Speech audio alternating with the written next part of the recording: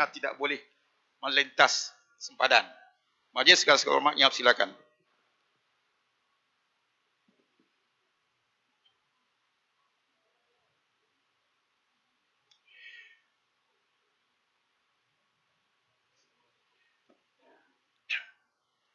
Assalamualaikum warahmatullahi wabarakatuh. Alhamdulillahi rabbil alamin wa bihi nasta'in. Wassalatu wassalamu ala asyrafil anbiya'i wal mursalin wa ala alihi wa sahbihi ajma'in. Amma ba'd. Sambungan muka surat 107.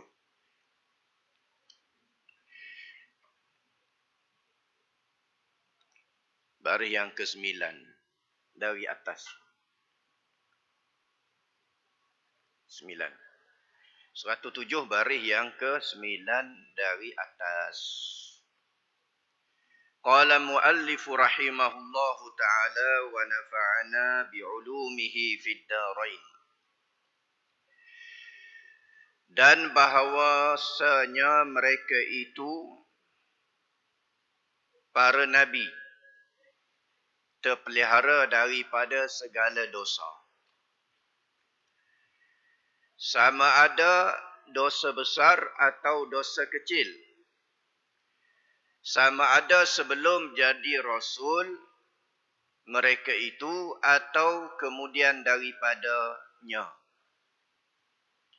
Pengarang kitab rahimahullahu ta'ala Syekh Abdul Qadir Al-Mandili rahimahullahu ta'ala disebut Rasul ini adalah manusia yang terpelihara dari segala dosa. Dosa itu sama ada dosa besar atau dosa kecil. Kalau bahasa Arab dia panggil ma'sum ataupun al-ismah. Terpelihara dari dosa besar atau dosa kecil. Maknanya Allah Ta'ala jaga Rasul daripada melakukan kesalahan.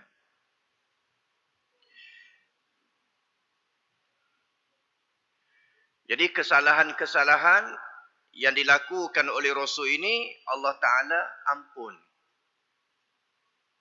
Ghufira lahu ma taqaddama min dhanbihi wa ma ta'akhkhar.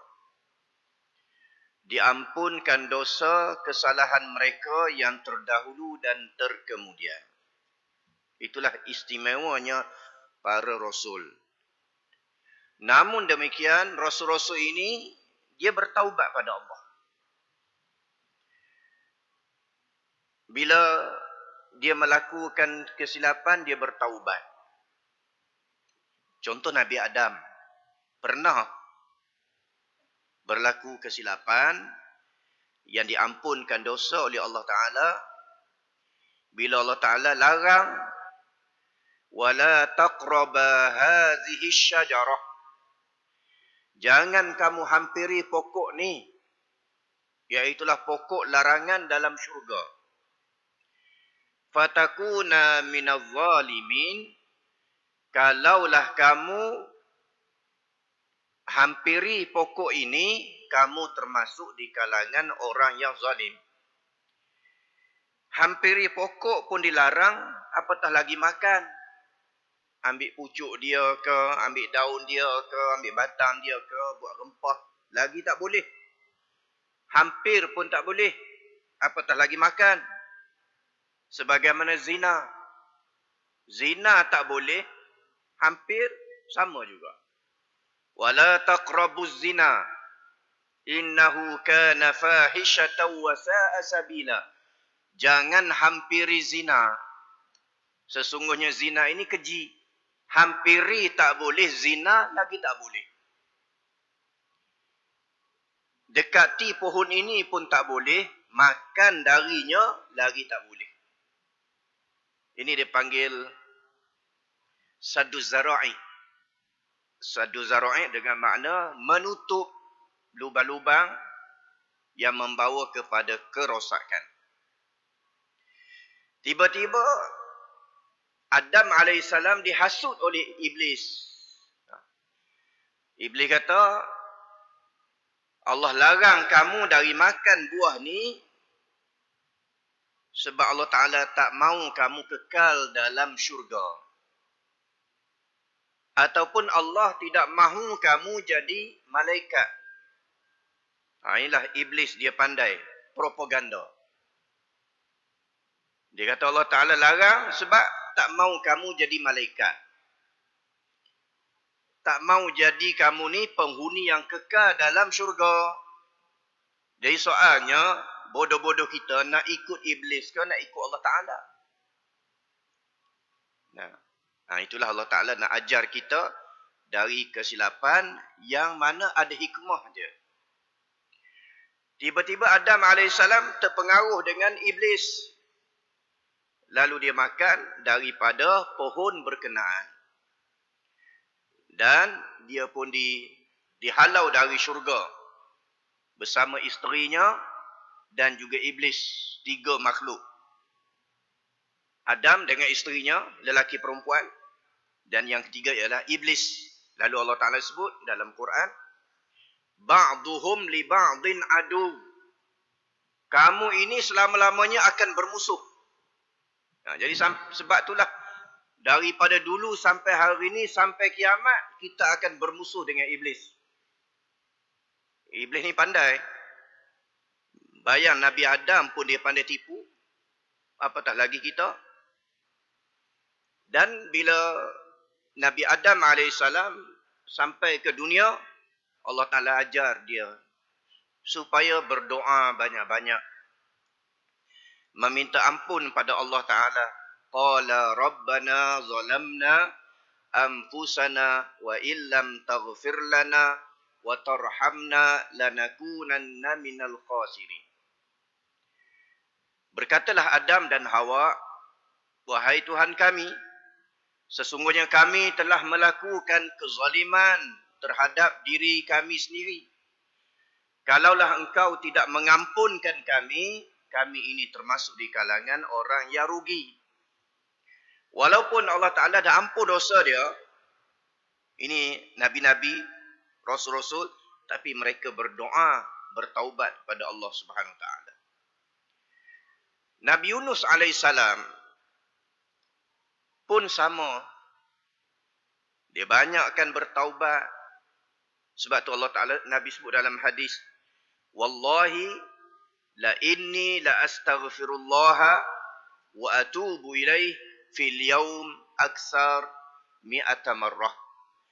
Demi Allah, sesungguhnya aku beristighfar. Aku memohon ampun kepada Allah dalam sehari lebih pada 100 kali. Ini manusia maksum. Nabi Muhammad SAW bertaubat, istighfar pada Allah lebih 100 kali. Kita berapa kali istighfar? Lepas subuh 3 kali astaghfirullahalazim. Itu pun nasib baik sembahyang jemaah kalau seorang. Kemudian zuhur 3 kali. Apa makna? Asar 3 kali. Maghrib 3, isyak berapa kali? 3. Nabi mi'ata marrah 100 kali istighfar. Bayang manusia bersih dari dosa 100 kali istighfar. Kita ada dosa ni kadang-kadang sahaja istighfar pada Allah. Jadi maknanya kita kena lebihkan istighfar, meminta ampun pada Allah Subhanahu Wa Ta'ala atas kesalahan-kesalahan yang kita lakukan. Sama ada kesalahan antara kita dengan Allah ataupun kesalahan terhadap makhluk. Bila salah kita terhadap Allah, kita istighfar, minta ampun pada Allah, insya-Allah Allah Ta'ala pun dosa kita. Tapi kalau yang berkait dengan manusia, tambah satu lagi, kena pi minta maaf. Kalau curi hak orang, kena pi hantar. Minta maaf. Ini benda yang kita kena sedang. Jangan duk kira takut. Nak takut apa? Buat silap, istighfar, minta ampun, minta maaf. Ni takut masuk mahkamah, takut masuk lokap. Dibayangi oleh kesalahan-kesalahan yang lalu. Oleh kerana dah silap, istighfarlah, jangan ulangi kesalahan yang sama. Wallahu yaqbalu taubata 'abdihi ma lam yugharrir. Allah mengampunkan dosa hamba-Nya selagi mana nyawa belum sampai ke halqum. Dah tahu silap, salah, taubat pada Allah. Nak takut apa?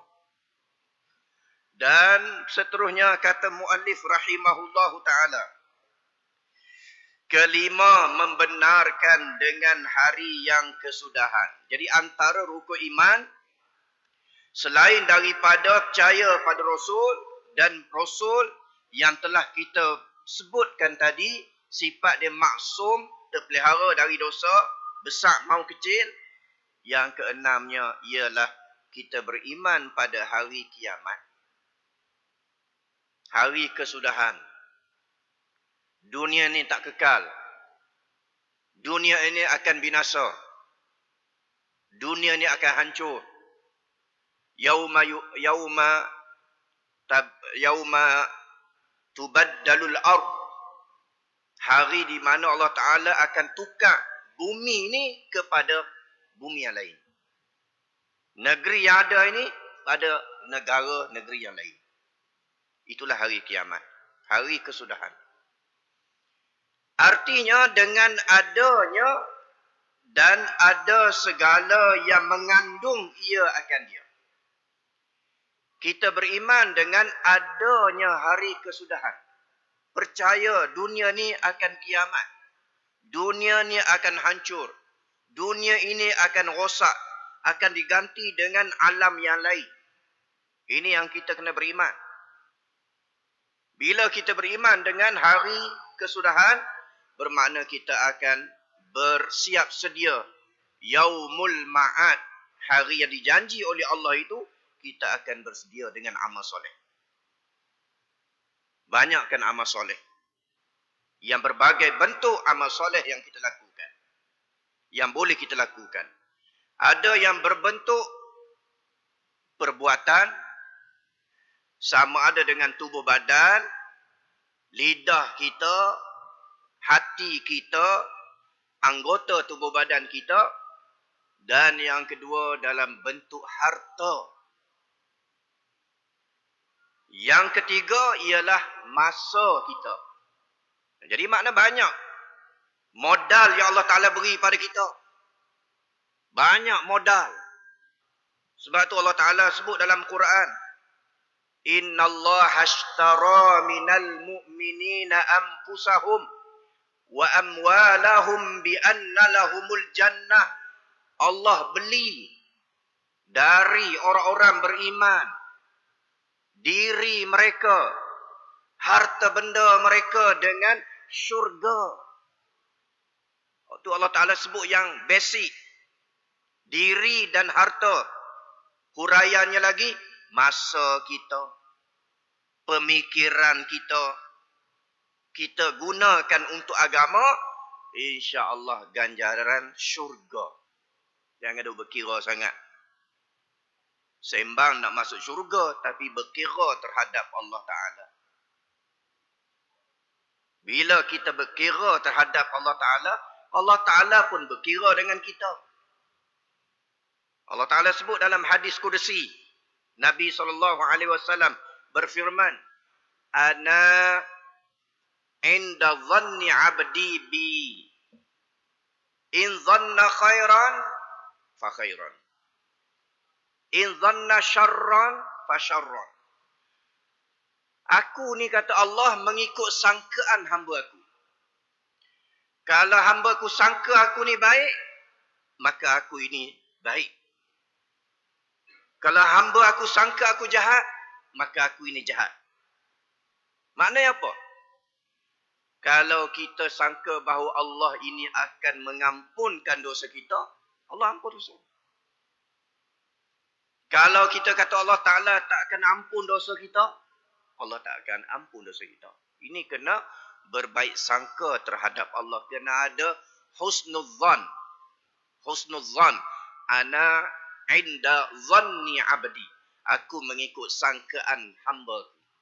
Jadi kita kena husnudzan, berbaik sangka pada Allah. Allah pemaaf. Allah penyayang. Allah pemurah. Allah penyembuh. InsyaAllah. Jangan duk berburuk sangka terhadap Allah. Allah ni tak akan ampun dosaku. Allah tak akan beri kejayaan. Allah tidak akan menyembuhkan. Allah tidak akan beri kemenangan. Jangan. Kita mesti berbaik sangka pada Allah. Ini Nabi SAW sebut dalam hadis kursi. Supaya kita umat Islam ini mesti berbaik sangka pada Allah Ta'ala. Allah ni maha pengampun. Dan bila kita berbaik sangka, kita kena lakukan sesuatu yang kita nak isi dengan apa yang kita sangka baik. Kalau Allah Ta'ala maha pengampun, kita cari ruang-ruang bagaimana untuk mencari keampunan dari Allah. Kalau Allah Ta'ala itu maha penyembuh, kita cari ruang-ruang supaya Allah Ta'ala beri kesembuhan pada kita. Hari ini vaksin dah sampai. Jadi ikhtiar kita. Kita sangka bahawa Allah akan menyembuhkan. Sebagai ikhtiar kita. Nah, Allah Ta'ala, Nabi sebut dalam hadis, likulli da'in dawa, bagi setiap penyakit ada ubat. Kecuali penyakit tua dan penyakit mati. Dua penyakit tak ada ubat. Tua. Sebab tu orang tengok, ustaz ni muda. Umur berapa ustaz? Rahsia. Nampak? Haji muda nampak. Umur apa haji? Rahsia. Muka muda daripada umur, tak akan muda dah. Yang kedua, mati. Tak ada ubat. Jadi carilah penyembuhan. Wa nunazzilu minal Qur'ani ma huwa shifaa'u wa rahmah. Dan kami turunkan dari Al-Quran itu ubat yang menyembuhkan. Allah menyembuhkan.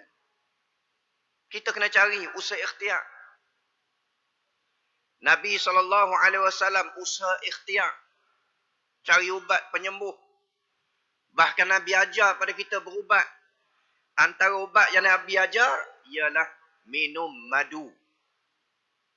Keduanya ialah al-hijamah, berbekam. Ketiganya al-kai, iaitulah menggunakan api. Tapi Nabi larang kita daripada menggunakan api. Maksudnya, Nabi benarkan, tapi Nabi larang. Maknanya, kalau tidak ada cara lain dah kecuali dengan menggunakan api, boleh. Selagi mana ada yang lain, cari penyembuhan yang lain daripada menggunakan api. Al-kai. Guna api. Orang Arab dulu dia guna api. Dia guna besi yang panas cucuk tempat sakit. Wallahualam. Itu yang disebut dengan al-kai. Tapi yang jelas Nabi sebut dua, iaitulah yang pertama madu, keduanya ialah berbekam. Al-hijamah. Makna Nabi ajar pada kita cari ubat. Dan kita boleh berubat walaupun benda yang haram. Bila tidak ada yang lain kecuali yang tu, maka boleh. Sebagaimana api tadi. Nabi sebut. Tapi kata Nabi, aku larang. Makna selagi mana ada ruang yang lain, carilah. Bila tak ada dah kecuali menggunakan api, Nabi benarkan. Maka begitulah ubat, tidak ada masalah. Bila tidak ada yang halal, maka yang haram dibolehkan dalam suasana yang berkenaan. Baik. Dan di sana disebut dan ada yang mengandung ia akan dia. Mengandung akan dia ni maksudnya yang terkandung di dalam alamat kiamat, yang terkandung dalam kiamat, semua kita beriman. Apa dia yang terkandung dalam kiamat? Berlakunya alamat-alamat kiamat. Berlakunya huru-hara dalam dunia. Keluarnya Dajjal. Keluarnya turunnya Nabi Isa. Keluarnya Ya'juj wa Ma'juj. Ini semua segala yang mengandung ia akan dia. Ni kena faham, mengandung tu faham. Makna yang mengandung oleh hari kiamat. Daripada syurga, antaranya dihuraikan di sini ialah syurga, beriman adanya syurga. Dan api neraka, kena beriman adanya neraka. Syurga ini bagi orang-orang yang beriman. Allazina amanu wa amilus solihat. Orang-orang yang beriman dan beramal soleh, Allah Ta'ala janji dengan Jannatul Firdausi nuzula. Syurga Firdaus, syurga yang hebat, yang menjadi tempat bagi mereka.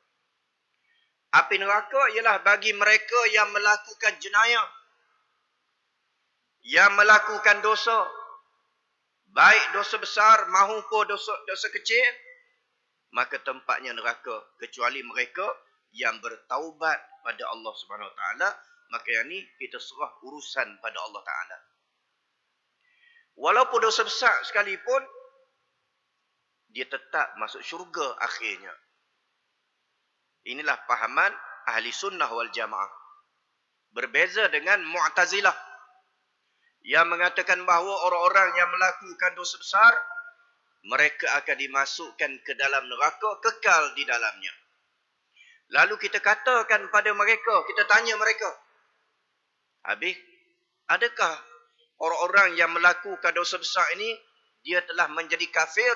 Dia kata, tak. Orang yang melakukan dosa besar, dia tidak kafir, cuma dia kekal dalam neraka selama-lamanya. Ini pemahaman Mu'tazilah. Kita ahli sunnah wal jamaah, bila orang yang kekal dalam neraka, itu adalah orang yang kafir. Di sinilah letaknya perbezaan antara ahli sunnah dengan golongan yang menyeleweng, yang dikenali sebagai pahaman Mu'tazilah yang menggunakan akal. Kita ahli sunnah wal jamaah, kita menggunakan Al-Quran dan sunnah dalam perkara yang berkait dengan akidah dan sebagainya. Dan hisab. Hisab iaitulah amal kita ni akan dikira. فَمَنْ يَعْمَلْ مِثْقَالَ ذَرَّةٍ خَيْرًا يَرَهُ وَمَنْ يَعْمَلْ مِثْقَالَ ذَرَّةٍ شَرًّا يَرَهُ. Maka sesiapa yang melakukan amal yang baik, walaupun halus, sehalus-halusnya, ia akan melihat pada hari kiamat. Sesiapa yang melakukan amal yang jahat, walaupun sehabuk yang halus, dia juga akan melihat pada hari kiamat. Makna akan dihisap, akan dikira bicarakan di hadapan Allah Subhanahu Wa Taala. Yauma la yanfa'u malun wala banun illa man atallaha biqalbin salim. Hari kiamat, hari yang tidak memberi faedah harta yang banyak, anak pinak yang ramai, kecuali mereka yang bertemu Allah dengan amal ibadat dan akidah yang sebenar. Yang inilah yang boleh menyelamatkan. Jadi kita akan dihisap. Amal yang kita lakukan ni bukan makna sia-sia. Amal yang kita lakukan ini akan dihisap, akan dikira di sisi Allah Subhanahu Wa Taala. Bukan sia-sia. Bahkan Nabi sebut dalam hadis, "Idza hamma ahadukum", bila salah seorang di kalangan kamu yang mempunyai cita-cita untuk melakukan kebaikan, ada niat, ada azam, ada cita-cita nak melakukan kebaikan, Allah dah beri satu pahala. Baru niat. Malam ni nak main masjid, satu pahala dah. Belum main lagi. Bila dia sampai betul-betul masjid, Allah Ta'ala beri padanya 10 pahala. Sehingga 700 pahala. Bal ad'afun kasirah. Bahkan berganda-ganda yang tak boleh dikira. Masya Allah. Tu sayang Allah pada hambanya. Bonus yang berlambat-lambat. Tak habis-habis. bal ad'afun katsirah, berganda-ganda yang banyak. Sebaliknya kalau sekiranya dia berniat untuk melakukan kejahatan, contohnya nak melanggan pelacur. Sebab lo nak langgan pelacur mudah ya, pakai handset ya. Sugus, sugar daddy. Sugar daddy. Boleh langgan. Tak payah apa. Awet Kelantan, UiTM Permata Pau, sejam RM30. Awet Penang, UiTM Mace Kelantan, RM60 sejam. Allah dia marah tu, RM60 sejam. Dia panggil sugar daddy. Senang. Sebagaimana digembar-gemburkan dalam media 2-3 hari ini. Makna pelacuran pun pakai telefon. Dia ada app dia. Macam kita nak sewa teksi, kereta, Grab. Saya nak pergi ke airport. Berapa tambang? Cari yang murah. Yang ni dia kata nak sampai ke airport 60. Hak ni 50, 40. Ambil 40. Jadi makna sampai begitu pelacuran dah guna apps. Itu dia dahsyat tuan-tuan. Jadi bila ada NGO yang pantau benda ni, meletup. Kemudian kementerian yang berkait dengan media, alhamdulillah, sekat. Lalu kita pun masuk dalam www.sugardaddy.com, contohlah, jangan duk cari. Dia akan tulis, laman web ini sudah disekat oleh Kementerian Komunikasi Malaysia. Makna zaman cabaran cukup hebat. Bila ada niat nak buat benda tu, belum lagi buat, tidak dikira sebagai dosa. Bila betul-betul buat, baru dosa. Tengah duk niat nak buat, tiba-tiba kita batalkan niat, boleh satu pahala. Tinggal maksiat boleh pahala. Tu sayang Allah Ta'ala. Niat nak buat baik boleh pahala, niat nak tinggalkan kejahatan diberi pahala oleh Allah Subhanahu Wa Ta'ala. Makna ruang kita nak cari pahala ni cukup banyak. Kita ajak orang buat baik boleh pahala. Ajak orang tinggal kejahatan pun boleh pahala. Jangan duk ingat ajak buat baik saja. Bahkan kita larang daripada orang melakukan kejahatan pun diberi pahala oleh Allah. Kita tinggalkan kejahatan boleh pahala. Ajak orang tinggal kejahatan pun boleh pahala. Jadi alhamdulillah ada kesedaran. Lepas ni kita pantau lagi apa yang berlaku dalam negara. Judi, sama. Kita minta pihak berkenaan supaya judi dihapuskan. Lepas tu apa lagi isu di dalam Malaysia? Minta lah. Supaya kita boleh pahala. Jangan pahala ni semayang, pahala puasa, cari pahala. Bahkan mengajak pada yang baik, mencegah kemungkaran, diberi pahala oleh Allah Subhanahu Wa Ta'ala. Jadi kita ni sebagai mata dan telinga, tengok, dengar perkembangan yang berlaku. Pantau, boleh pahala. Dan menimbang amal. Amal kita ni akan ditimbang. Al-waznu yawma izinil haq. Timbangan pada hari kiamat, timbangan yang adil. Allah Ta'ala timbang dengan seadil-adilnya.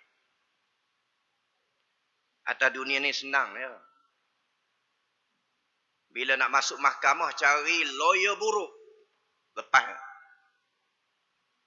Tak lepas undang-undang dunia. Cari lawyer buruk. Cari lawyer penipu.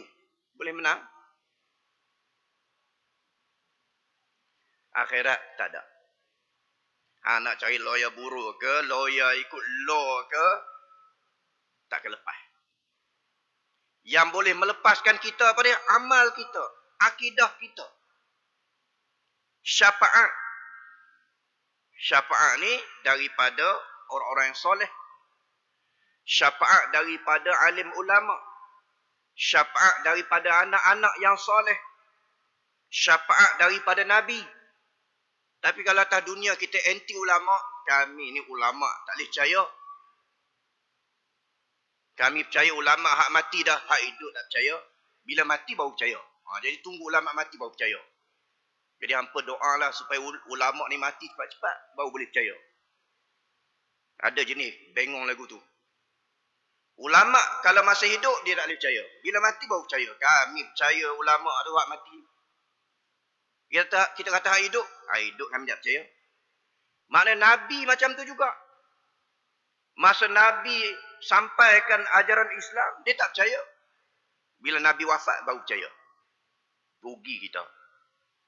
Padahal kita nak syafaat daripada mereka. Sebab ulama-ulama ni, al-ulama'u warasatul anbiya. Ulama merupakan pewaris Nabi. Allah sayang pada ulama. Sehingga kematian ulama juga termasuk alamatus sa'ah.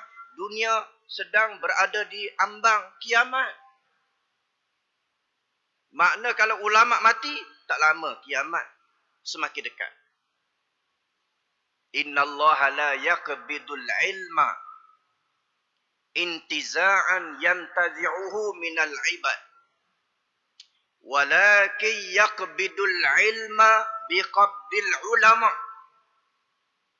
Hatta iza lam yubqi aliman ittakhazan nasa ru'asan juhalan wa su'ilu wa aftau bighairi ilmi fa'adallu wa adallu. Kata Nabi, Allah tidak akan mencabut ilmu, mematikan ilmu dengan mencabut dari dada-dada kamu. Bukan itu cara Allah mematikan ilmu. Tetapi bagaimana Allah mematikan ilmu? Yaqbidul ilma biqabdil ulama. Allah mematikan ulama. Ni kita nak tunggu ulama mati baru nak percaya ulama. Padahal bila ulama mati bermakna kiamat sudah semakin dekat. Bukan kebaikan semakin ada, keburukan semakin banyak. Maka sebab tu bila ulama ada, ikut ulama. Jangan dia mati baru nak ikut. Hak jenis ikut ulama selepas mati ni, barangkali jenis puja kubur kot. Biqabdil ulama. Iza lam yubqi aliman, ittakhazan nasa ru'asan juhalan. Bila ulama sudah semakin berkurangan. Kalau kita baca dalam Facebook, saya ramai rakan-rakan Facebook ni hak jenis soleh-soleh. Tak mau jenis muka jebon nak jadi rakan Facebook. Tak boh muka sebenar. Boh muka tikui. Boh muka lembu. Boh muka jebon. Tahu jebon, tikui nak jebon. Apa salah boh muka sendiri, comel muka kita. Boh Facebook. Boh nama sebenar. Sebab apa? Kita nak bersahabat dengan orang, perkenalkan diri kita. Tak bersyukur kerana dengan rupa yang cantik yang Allah Ta'ala berikan. Tak bersyukur dengan nama yang indah yang Allah Ta'ala berikan. Boh, muka kita sebenar. Masalahnya, kita nak approach tu senang. Okey, ni sahabat ni, geng Masjid Seberang-Jaya. Kenal. Approach tu. Ni dia hantar personal. Dia kata, awak ustaz tak approve kami. Nak approve lagu mana? Muka jebon, bubuk. Nah. Jadi saya ada 2-3 rakan yang soleh. Antaranya kalam mustaqim. Kalam istiqamah. Dan banyak lagi. Yang ni dia update benda-benda kematian ulama. Kalam mustaqim. Dia update ulama-ulama yang meninggal dunia. Ulama yang meninggal di Turki. Ulama yang meninggal di Syria. Ulama yang meninggal di Afrika. Ulama yang meninggal di seluruh dunia. Dia update oleh sahabat rakan Facebook nama mereka Kalam Mustaqim. Jadi makna ulama mati ni dunia semakin dekat nak kiamat. Ittakhazan nasa ru'asan juhalan. Bila ulama sudah semakin berkurangan, manusia akan mengambil pemimpin-pemimpin di kalangan orang jahil. Ittakhazan nas, tengok Nabi sebut. Ittakhazan nasa ru'asan juhalan. Ittakhazan nasa, manusia mengambil ru'usan, kepala-kepala. Orang Indon kata kepala, ru'us. Sebab tu orang Indon ni dia terjemah betul bahasa Arab, kepala. Yang dihormati bapa-bapa kepala provinsi, bapa kepala daerah, bapa kepala lorong, bapa kepala jalan. Itu orang Malaysia silap. Yang dirahmati kepala bapa. Itu kita silap. Bukan kepala bapa kepala. Sebab apa? Sebab dia terjemah daripada bahasa Arab ru'us kepala, ra'sun.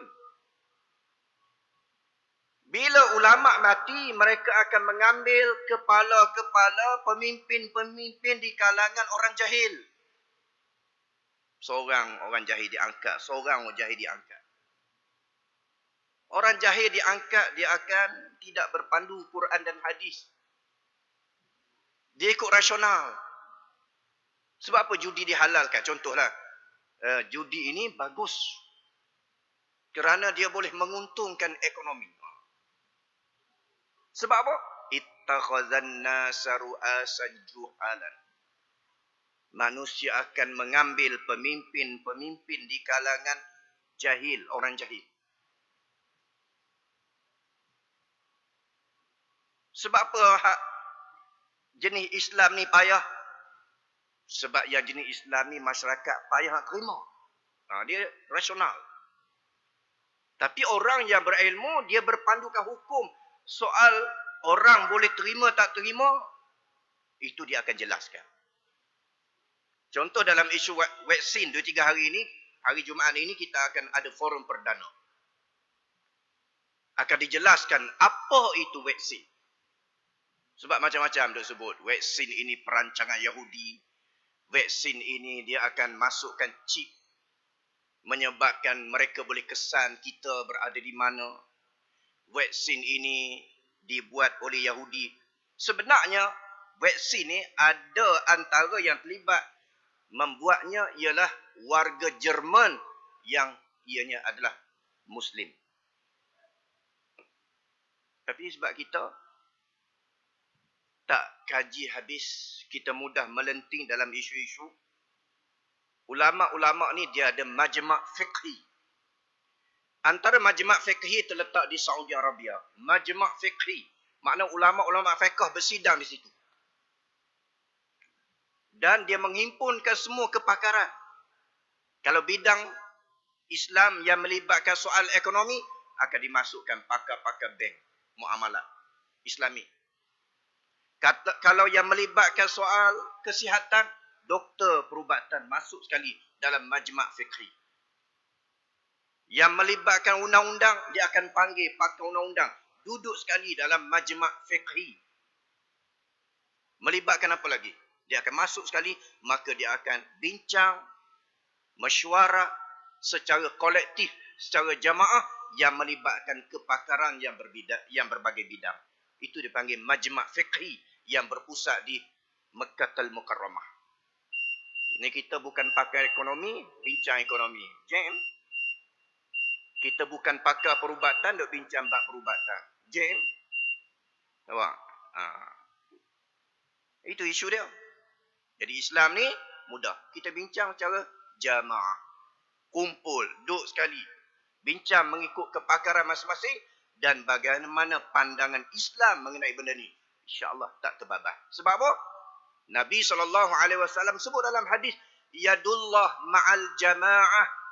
Tangan Allah bersama jamaah. Apa maksud tangan Allah? Pertolongan Allah bersama jamaah. Man syazza finnar. Siapa yang menjauhkan diri daripada jamaah, lebih dekat pada neraka. Man faraqa anil jamaah shibran faqad khala'a ribqatul Islam an unuqih, sesiapa yang menjauhkan diri sejengkal daripada kumpulan Islam, dia telah merungkai ikatan Islam yang ada pada batang lehernya. Apa maksudnya? Kata ulama, bila kita jauh dari kumpulan Islam, jamaah Islam, laksana macam lembu yang tidak ada tali. Bila lembu tak ada tali, tuan-tuan, orang mudah curi. Lembu tak ada tali, bukan dia kena curi, dia lari hilang. Tapi kalau lembu ada tali, insya-Allah lebih selamat daripada lembu yang tidak ada tali. Maka kita diikat dengan jamaah. Bila kita bersama jamaah, lebih selamat berbanding kita jauh dari jamaah, laksana macam merungkaikan ikatan Islam yang ada pada batang leher kita, sebagaimana lembu yang dirungkaikan ikatan pada lehernya. Mudah-mudahan Allah Ta'ala beri kekuatan pada kita untuk kita terus istiqamah bersama dengan kumpulan-kumpulan Islam. Wallahu ta'ala al-musta'an. Bismillahirrahmanirrahim. Alhamdulillah wassalatu wassalamu ala Rasulillah nabiyyina Muhammad wa ala alihi wa sahbihi ajma'in. Rabbana 'alaika tawakkalna wa ilaika anabna wa ilaikal masir. Rabbana atina fid dunya hasanah wa fil akhirati hasanatan wa qina 'adzaban nar. Sallallahu sallam wa baraka ala nabiyyina Muhammad wa ala alihi wa sahbihi ajma'in. Wa akhiru da'wana alhamdulillahi rabbil alamin.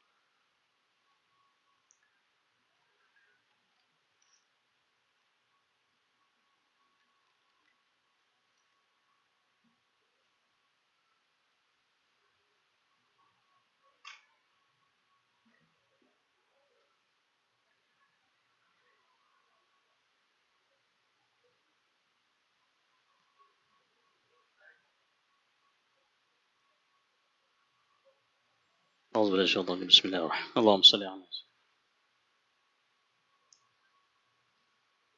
الله أكبر الله